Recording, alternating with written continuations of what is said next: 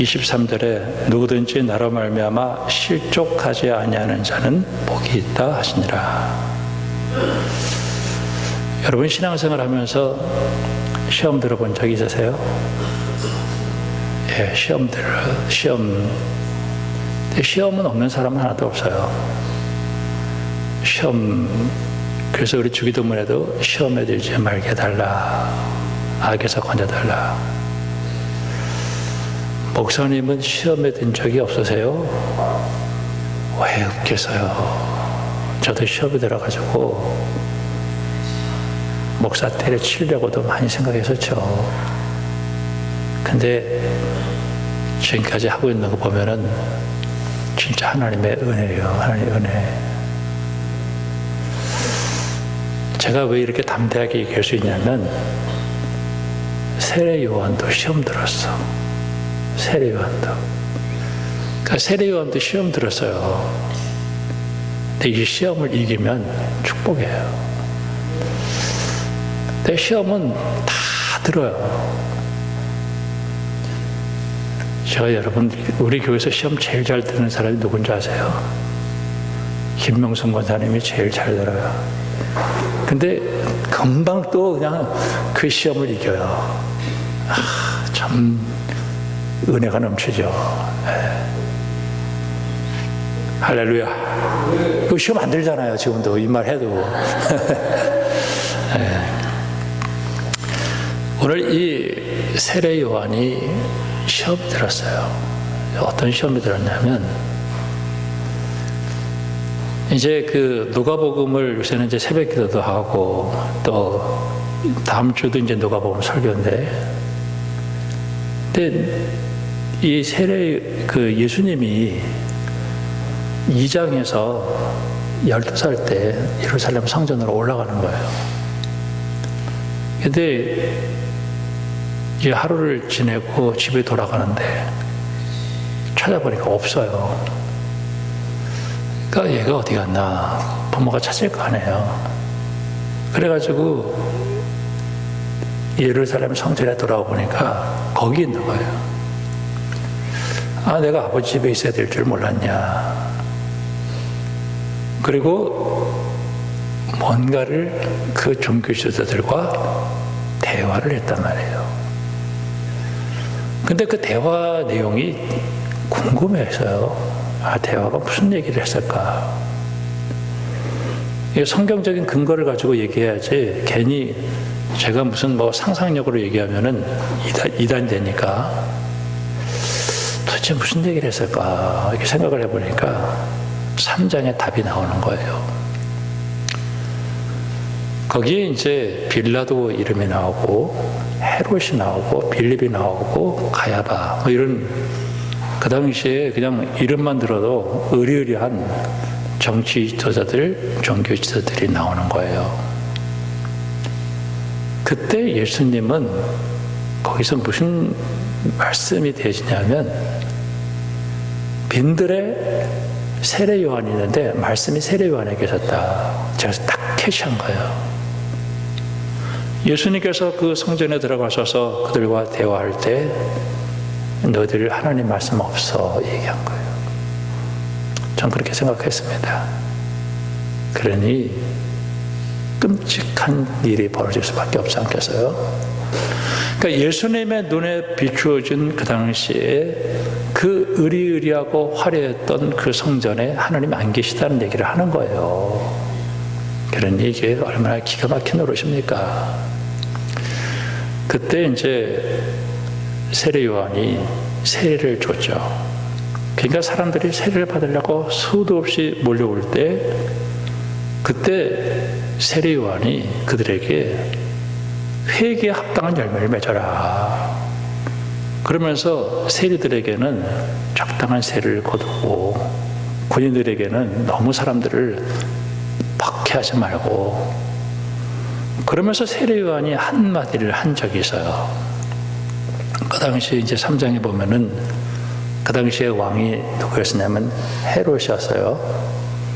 근데 헤롯의 동생이 빌립이었단 말이에요. 근데 빌립의 아내가 헤로디아예요. 근데 헤로디아가 예뻤나 봐요. 뺏었어요. 지난주에도 그 얘기를 했었죠. 뺏었어. 그건 되게 잘못된 거 아니에요? 근데 사람들은 목숨이 두려워서 아무 말도 하지 못해.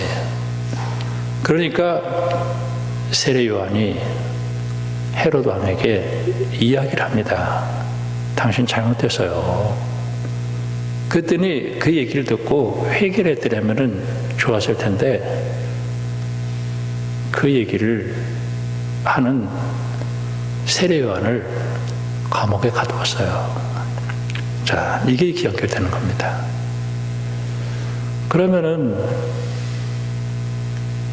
예수님이 좀 나를 좀 이 감옥에서 기적을 일으켜서 좀 풀어주시든지, 내가 지금 감옥에서 이제 곧 죽게 생겼는데, 근데 누가복음에서는, 마가복음에서 보면은 살로메가 나오고 그 춤을 보고 싶다 그래서 춤을 추게 했는데, 그 헤로디아하고 살로메가 이야기하면서 나라의 반이라도 주겠다고 그랬을 때 어떻게 했냐 그랬대. 저 듣기 싫은 저 말을 하는 세례 요한의 목을 달라 그랬단 말이에요. 그러니까 지금 세례 요한은 지금 죽기 일보 직전인데 누가복음에서는 그 얘기를 하지 않았어요. 이런 상황 속에서 세례 요한은 흔들리는 거예요.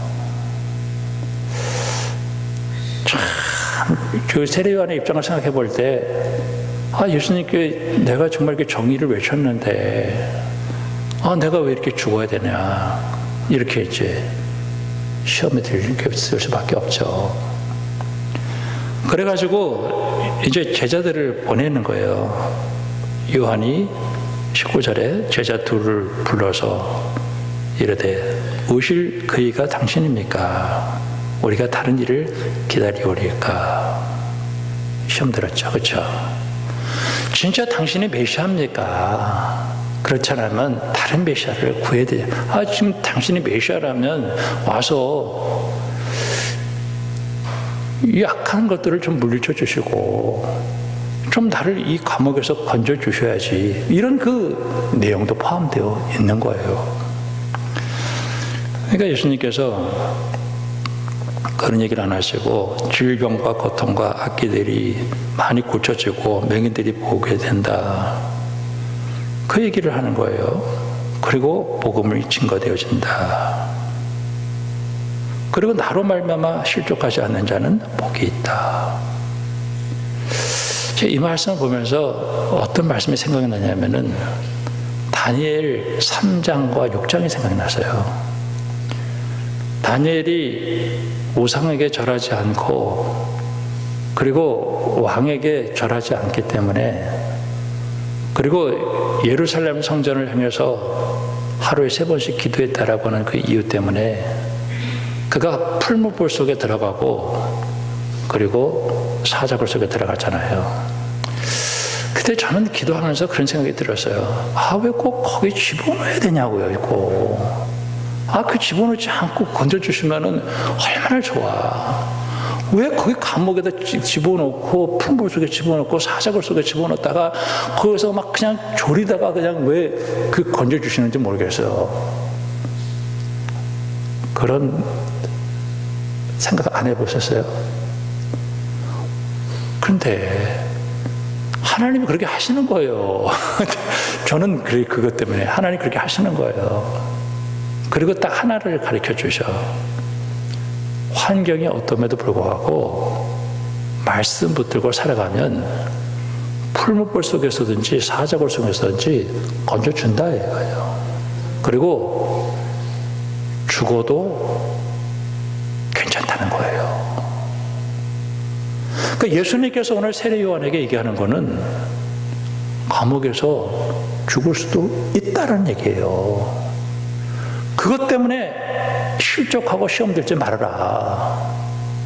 예수님도 뭐라고 말씀하시냐면은, 나도 죽었다가 3일 만에 다시 살아나서 인생의 모든 문제를 해결하겠다. 이게 이제 누가복음 9장에 있는 말씀이잖아요. 저는 오늘 이 시간 여러분들을 정말 축복하고 싶습니다. 여러분 신앙생활 하면서 시험 들지 않기를 주님의 이름으로 축원합니다. 예수님 때문에 시험 들지 마세요. 저는 예수님 때문에 시험 드는 수도 있어요. 근데 예수님 믿고 따라왔는데 시편 73편에 보면은 이 사람이 넘어질 뻔했다, 걸음이 미끄러질 뻔했다. 이게 실족이거든요. 그러니까 이게 예수님 때문에 넘어진 거예요. 자기는 정말 정직하게 헌금도 드리고 주일날 다른 곳에 가지 않고 신앙생활을 했고 내가 양심을 따라서 믿음생활을 했는데 오히려 왜 악한 자들은 더 저렇게 잘 되어지고 믿음의 사람들은 왜 이렇게 안 되냐 이거예요. 내가 믿음을 가지고 여기까지 왔는데 내가 믿음으로 내가 이렇게 참고 왔는데 왜 악한 자들은 마음의 소원보다도 소득이 더 많고 그들은 왜 죽을 때도 고통이 없고 그들은 상하 그 침대 위에서 뒹굴고 왜 우리는 이렇게 어려운 일을 당하는가 이러면서 넘어질 뻔했었다는 거예요. 근데 이 사람이 언제 그 문제 자기가 하나님의 임재 앞에 갔을 때 비로소 깨달았다. 하나님의 심판을 믿는 거예요. 언젠가 하나님이 심판하신다. 그리고 내가 죽어도 나는 천국에 간다. 요한계시록 12장에 보면은 심지어는 어디까 그리스도 안에서 자는 자가 복되다라고 얘기를 해요. 내가 신앙생활 하다가 핍박과 박해와 유혹이 있어서 내가 죽는 한이 있더라도 그 죽는 사람이 축복이다라는 얘기를 하는 거예요, 이게. 저는 오늘 이 시간 다시 한번 여러분들을 축복하고 싶습니다. 여러분 예수를 믿고 따르기로 작정했으면 절대 예수님 때문에 시험 들지 않기를 주님의 이름으로 축원합니다. 모르는 거예요. 스데반이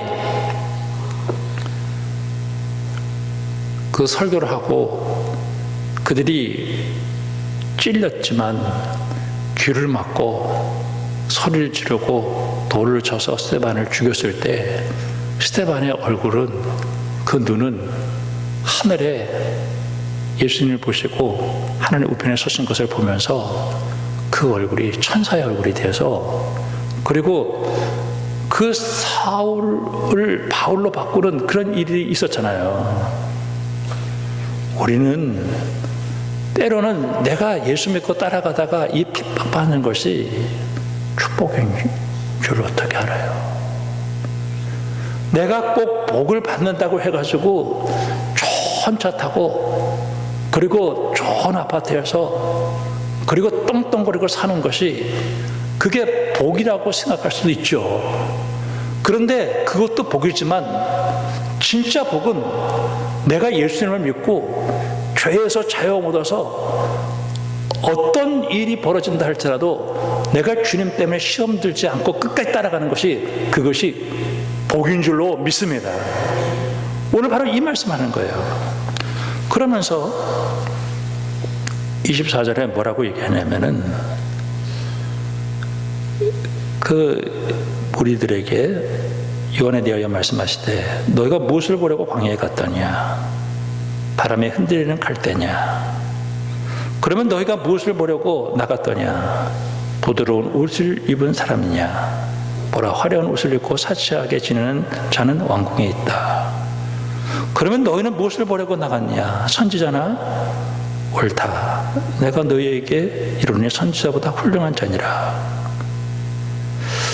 여기서 부드럽고 화려하고 사치스러운 그 옷 입은 자.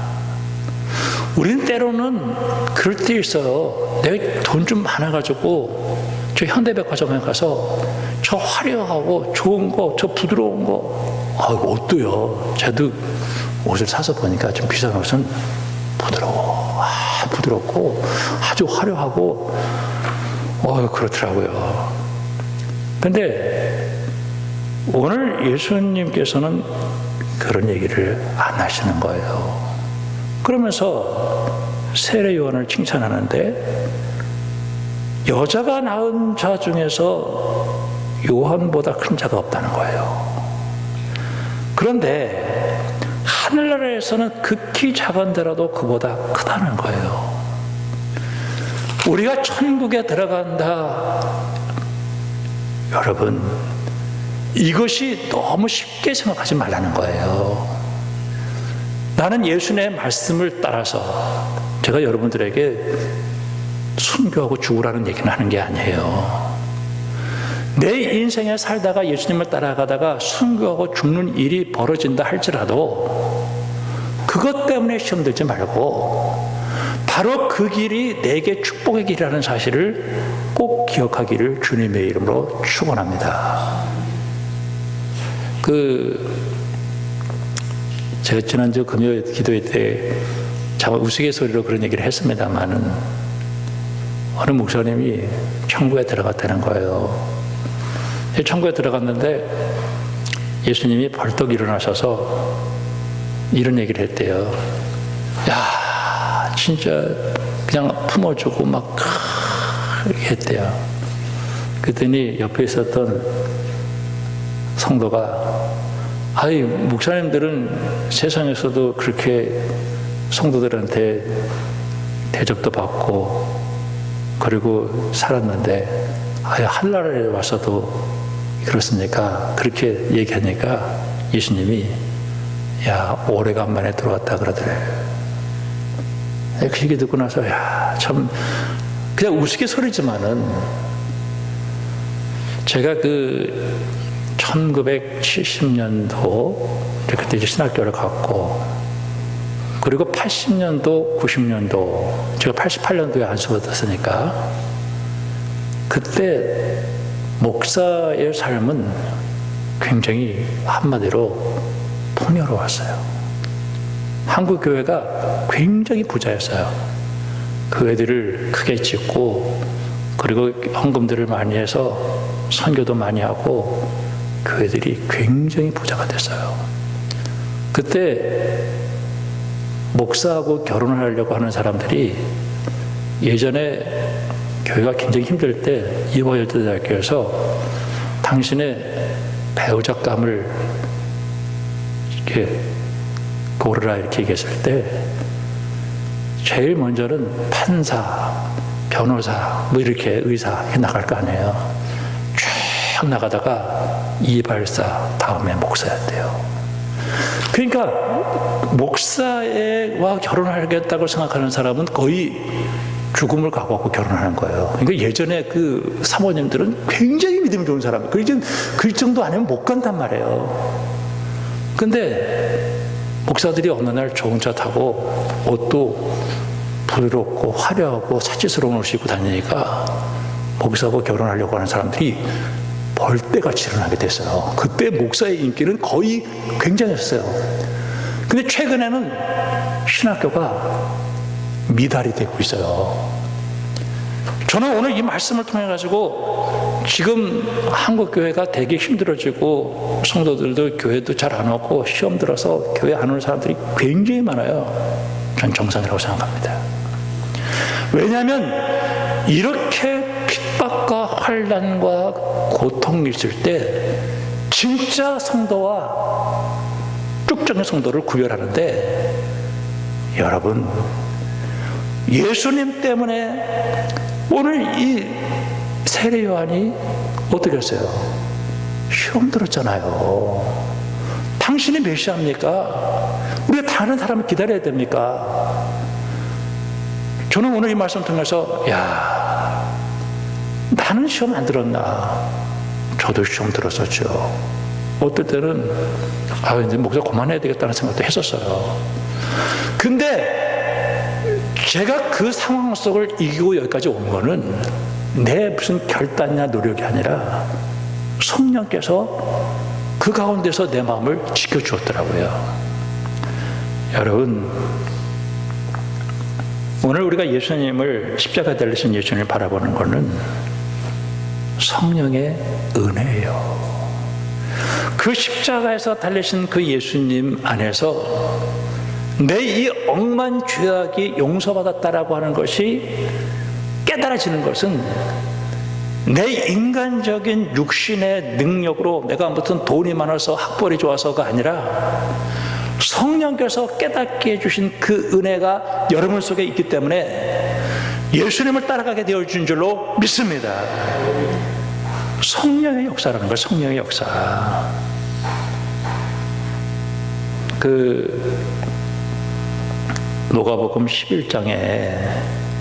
누가복음 11장에 이런 말이 나와요. 기도에 대한 얘기를 하면서 이제 우리도 기도를 가르쳐 주세요. 예수님 주기도문을 가르쳐 주셔요. 그러고 나서 한 예를 들어서 얘기를 해주시는데 무슨 예를 드냐면 어떤 사람이 여행을 다니는 거예요. 여행을 가는데 밤늦게 찾아왔어요. 그래서 저녁 먹었냐? 나 밥 못 먹었는데 야 우리 집 밥 다 떨어졌어. 그러니까 옆집에 가가지고 야 내 친구가 왔는데 밥을 못 먹었으니까 좀 찬밥이라도 좀 줬으면 좋겠다 이렇게 얘기하니까 지금 다 잠들었어. 다 잠들었고 문 다 잠궜고 예전에는 그런 게 있었잖아요. 우리가 잠잘 때 요즘이야 뭐 각방 쓰잖아요. 그래가지고 다 자기 방 들어가서 딱 닫아버리면은 다 죽었는지 살았는지도 몰라. 요새는 부부도 각방 쓴다고 그러더라고요. 각방 쓴대. 될 수 있는 대로 각방 쓰지 마세요. 기도하기 위해서는 항상 같이 있어야 돼. 근데 불편해서 각방 쓴대. 근데 예전에는 아버지, 엄마, 애들 한꺼번에 한 입을 해서 다 덮고 잤어. 하나가 일어나면 다 일어나야 돼. 여기서도 그랬어요. 그때 예수님께서 뭐라고 말씀하시냐면 강청함으로 말미암아 일어나 주지 않겠느냐. 그러면서 너희들이 악한 자라도 하나님께서 좋은 것으로 악한 자식에게 줄 줄 알거든. 하물며 너희 하나님께서 구하는 자에게 성령을 주시지 않겠느냐. 이야, 저는 이 말씀 보면서요 기절하겠더라고요.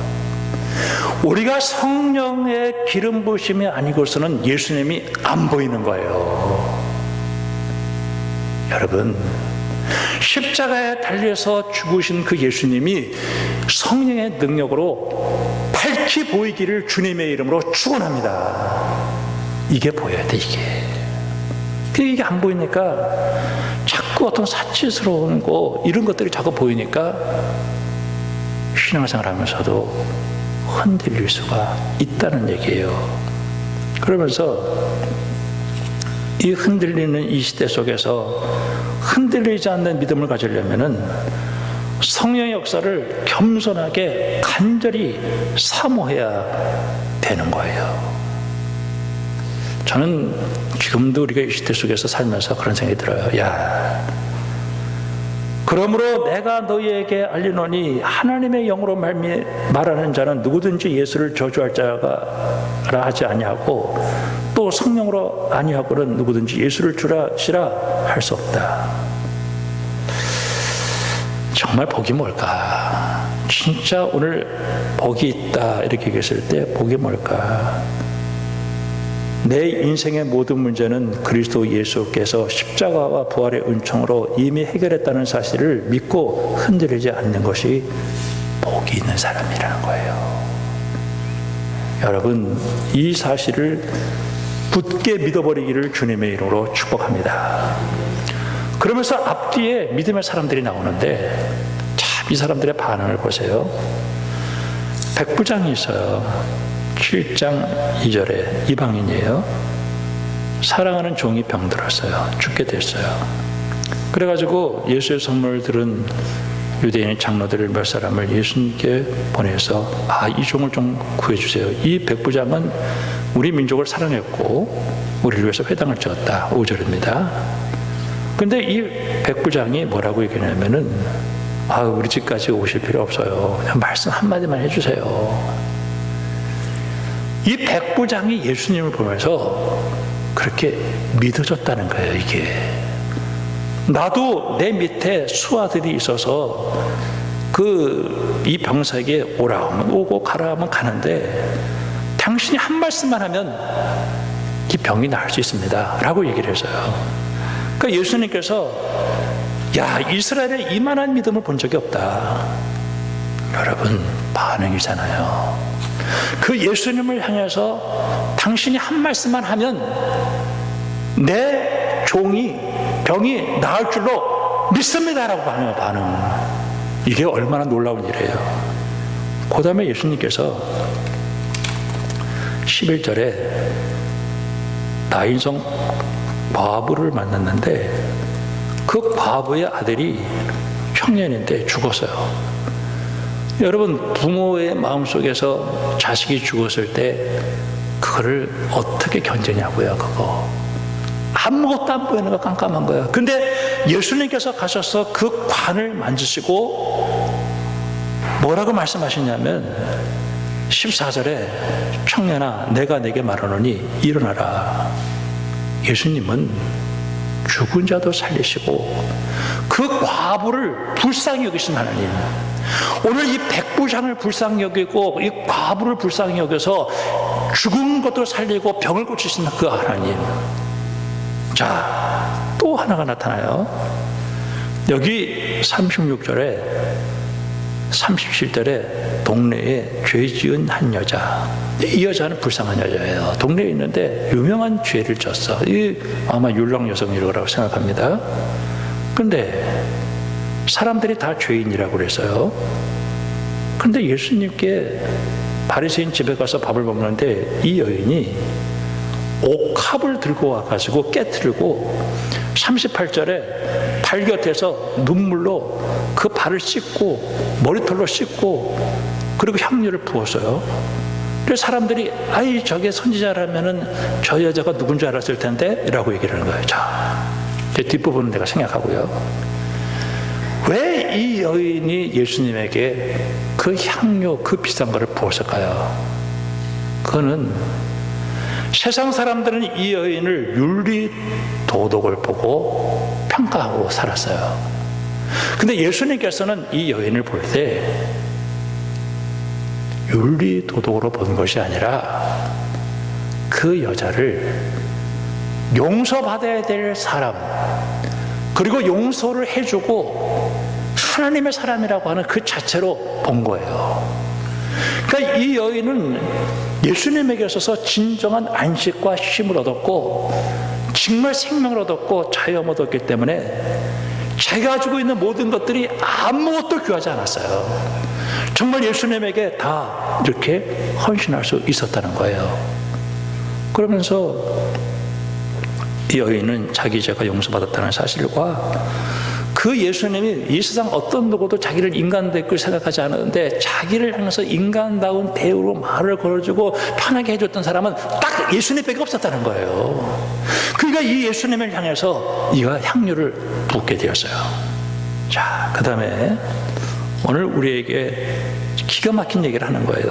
자, 31절에 이 세대 사람은 무엇으로 비유컨대 아이들이 장터에서 앉아 서로 불러 이르되 우리가 너희를 향하여 피리를 불어도 너희가 춤추지 않고 우리가 곡하여도 너희가 울지 아니하였고 세례 요한이 와서 떡을 먹지 아니하고 포도주도 마시지 아니하며 너희가 귀신 들렸다고 했고 인자가 와서 먹고 마시매 너희 말이 보라 먹기를 탐만 알고 포도주를 즐기지 자라. 자, 오늘 이게 결론입니다. 너희는 나를 누구라고 하느냐? 주는 그리스도시요 살아계신 하나님의 아들입니다. 네가 복이 있다는 거예요. 저는 이 세상 살면서 가장 큰 복은 뭐냐?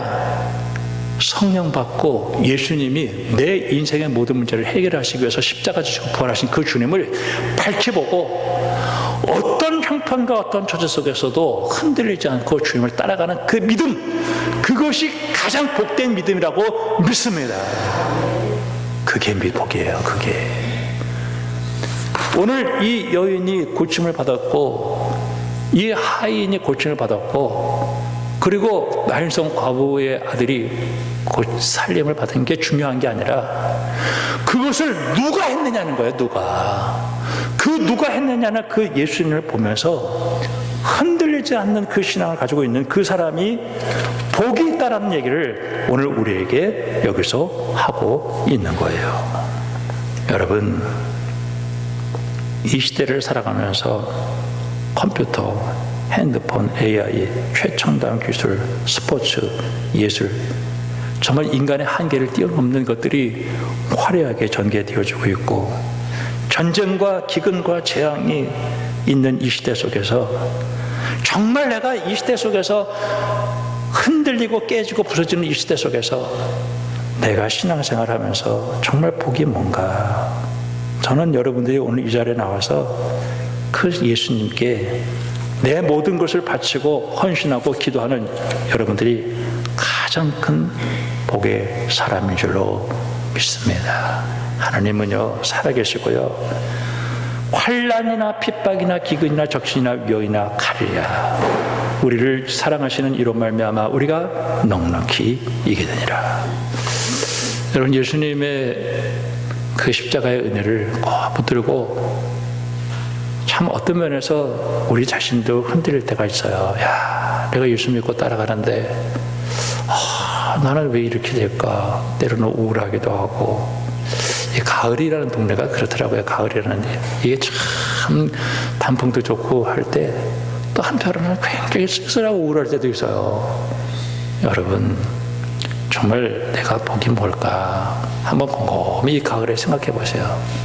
내가 복은 내가 예수를 믿고 구원받아서 내가 어떤 상황 속에서도 흔들리지 않고 저 하늘의 소망을 바라보고 살아가는 것이 가장 큰 축복이라는 사실을 깨닫고, 여러분, 하나님께 영광 돌리는 믿음의 사람들이 되기를 주님의 이름으로 축복합니다. 기도하겠습니다. 하나님 아버지, 흔들리고 깨지는 시대입니다. 세례 요한도 오늘은 흔들렸습니다.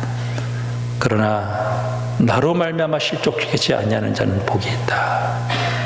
하나님 아버지, 우리가 곰곰이 생각해 보면은 예수님의 역사는 우리의 인간적인 눈으로 보는 것과 다른 것이 되어졌습니다. 십자가와 부활의 은총으로 죄에서 마귀의 손에서 자유함을 얻고 하나님의 자녀가 되어 저 하늘의 소망을 바라보고 살아가는 것이 축복인 줄 알고, 우리는 흔들리지 않고 우리 주님 꼭 붙들고 하나님께 영광 돌리는 그 구원의 확신을 갖는 믿음의 사람들로 세워질 수만 있도록 축복해 주시옵소서. 예수님의 이름으로 기도합니다. 아멘. 나는 전능하신 아버지 하나님, 천지의 창조주를 믿습니다. 나는 그의 유일하신 아들 우리 주 예수 그리스도를 믿습니다. 그는 성령으로 잉태되어 동정녀 마리아에게서 나시고 본디오 빌라도에게 고난을 받아 십자가에 못 박혀 죽으시고 장사된 지 사흘 만에 죽은 자 가운데서 다시 살아나셨으며 하늘에 오르시어 전능하신 아버지 하나님 우편에 앉아 계시다가 거기로부터 살아있는 자와 죽은 자를 심판하러 오십니다. 나는 성령을 믿으며 거룩한 공교회와 성도의 교제와 죄를 용서하는 것과 무해벌과 영생을 믿습니다. 아멘. 하늘에 계신 우리 아버지, 아버지의 이름을 거룩하게 하시며 아버지의 나라가 오게 하시며 아버지의 뜻이 하늘에서와 같이 땅에서도 이루어지게 하소서. 오늘 우리에게 일용할 양식을 주시고 우리가 우리에게 잘못한 사람을 용서해 준 것 같이 우리 죄를 용서해 주시고 우리 시험에 빠지지 않게 하시고 악에서 구하소서. 나라와 권능과 영광이 영원히 아버지 것입니다. 아멘.